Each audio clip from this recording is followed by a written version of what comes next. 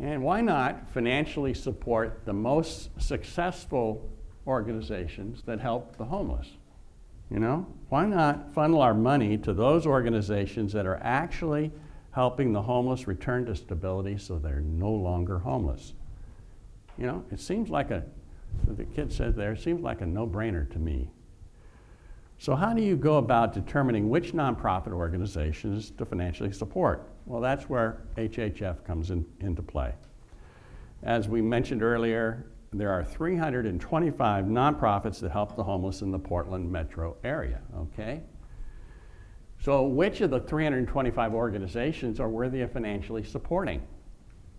Well, how they answer two fundamental questions really narrows down which organizations are making a lasting impact on the homeless crisis in Portland. And the first question is, do they address underlying causes of homelessness, yes or no?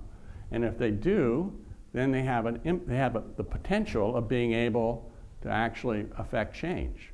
And if the answer is no, they don't, I'm not trying to bash those organizations. Those organizations, more or less, are involved with compassionate care.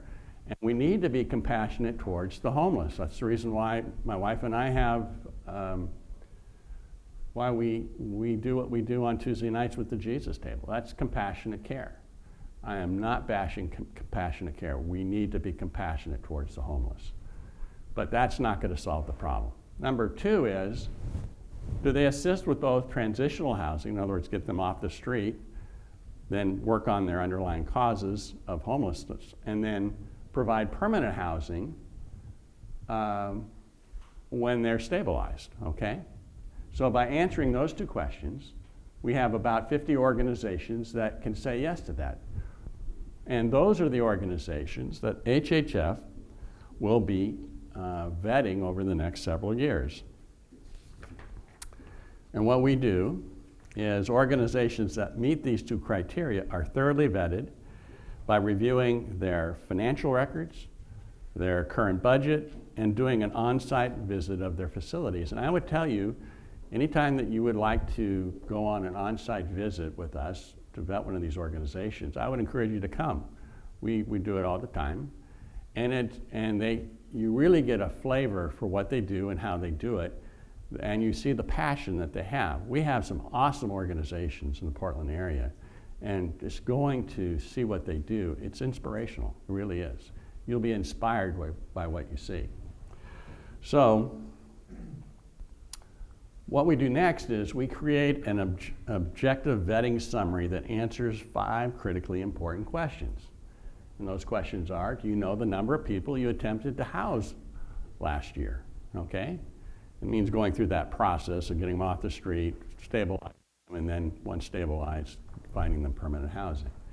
And of those, do you know how many you actually succeeded in helping? So do you know your success rate? And do you know your success rate after 1 year? It's one thing to be successful immediately, it's another thing to be successful a year later.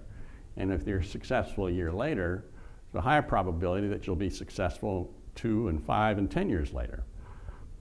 And then the fourth question is their effort cost effective?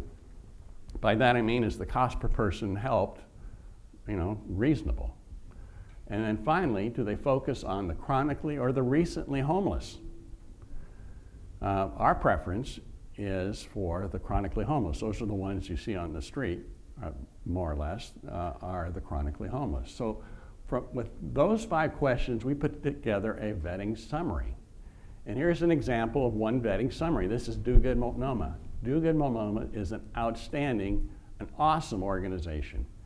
And we vetted them in 2020. So these are their vetting, their metrics for that year. They had a budget of $2.9 million. They target veterans, and they target the chronically homeless. And in that year, they attempted to help 208 people. And they were succeeded in helping 98, so they had a success rate of 47%. And 1 year later, those 47%, 92% were still housed at a cost of just less than $30,000, okay? So this is what we do with all the organizations we vet.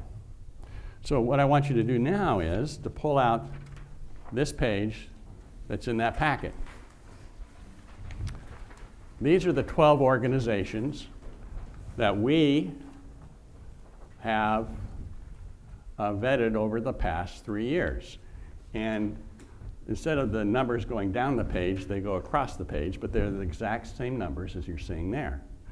And I want you to focus in on the 2 red boxes in the lower right-hand corner. The first red box has a number of 1,834. That happens to be the number of people that they successfully housed in the year that they were vetted, just a little over 1,800 people. And they did it at a cost, the other red box, of $7,149 per person. Okay? So the 12 organizations averaged just about $7,000 per homeless person. So the question I have for you is this. What do you think is a better use of your money? Spending $7,000 to get one homeless person housed, or to build affordable housing at $490,000 per unit? And which do you think is a better use of your money? Yeah, it seems like a no-brainer to me. It really does. So,